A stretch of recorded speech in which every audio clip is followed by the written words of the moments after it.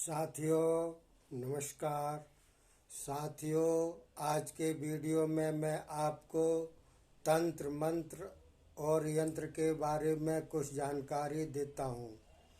देखिए साथियों, आज का दिन बहुत ही महत्वपूर्ण है।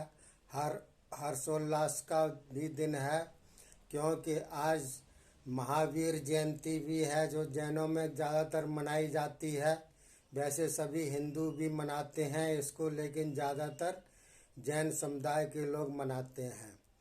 और डॉक्टर भीमराव अंबेडकर जयंती भी है आज के दिन, और खालसा जयंती भी है आज के दिन। महावीर जयंती, डॉक्टर अंबेडकर जयंती और खालसा जयंती है आज के दिन। तो आज बहुत ही महत्वपूर्ण का दिन है साथियों। तो आज के दिन के लिए मैं आप सभी को बधाई देता हूं। और देखिए साथियों, जैसे कि मैंने आपको बताया, महावीर जयंती है। महावीर एक उपाधि है। और देखिए, किसी भी समय में पहले राजा महाराजा हुआ करते थे, तो उस समय हुए थे चक्रवर्ती सम्राट राजा। चारों तरफ उनका जो है बोलबाला था, कोई उनका सानी नहीं था, कोई उनके टक्कर का नहीं था, कोई उनके से आंख नहीं मिला सकता था, क्योंकि वो चक्रवर्ती थे। उन्होंने बहुत से युद्ध किए और बहुत से उन्होंने मारकाट भी की, लेकिन जब समय का पलटा खाया और फिर बदला, ईश्वर की कृपा हुई, तो उन्होंने साधु सन्यासी का रूप ले लिया और सत्य और अहिंसा को उन्होंने मार्गदर्शन किया, अपनाया उन्होंने सत्य और अहिंसा को। और वो जो है जैन लोगों में ये महावीर के नाम से विख्यात हुए। तो देखिए, उनका जो है, जब उन्होंने राजा थे उस समय भी उनका बोलबाला था, और जब साधु संत हुए तो बिल्कुल किनारा कर गए संसार से। तो वो भी जो है, इसलिए उनका नाम महावीर पड़ा। और देखिए, जैसे कि तंत्र मंत्र यंत्र के बारे में आपको बतलाता हूँ।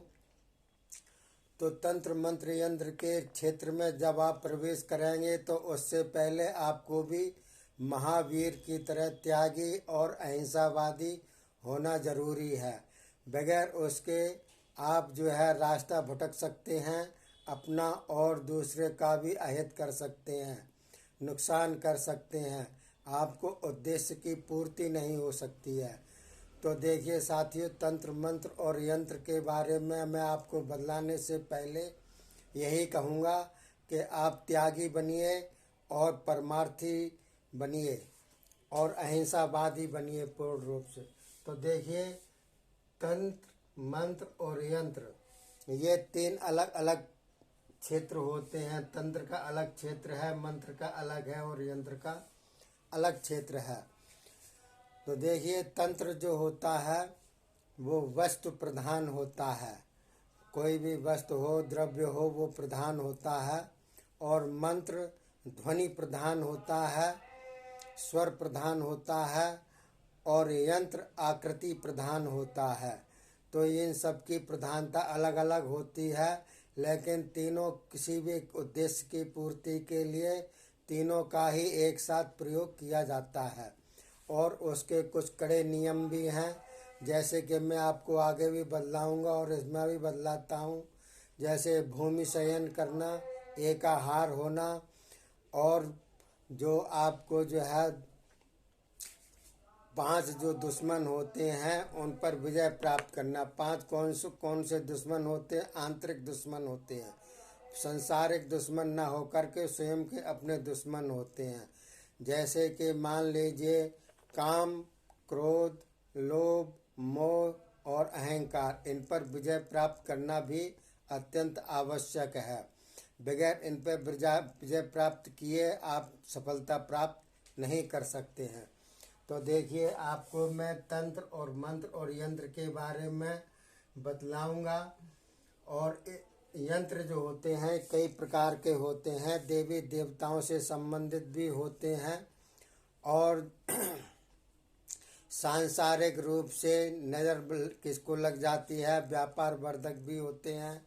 जैसे कि आपके लक्ष्मी यंत्र होता है, हनुमान का यंत्र होता है, सरस्वती का यंत्र होता है, व्यापार वर्धक यंत्र होते हैं और भी कई प्रकार के यंत्र होते हैं। वो मैं आपको बतलाऊंगा और धीरे धीरे बदलाऊंगा आपको जो है अगले वीडियो में। तब तक आप इंतज़ार कीजिए और अगर आप इस क्षेत्र में उतरना चाहते हैं तो जो मैंने नियम बदलाए हैं उन नियमों का पालन करिए।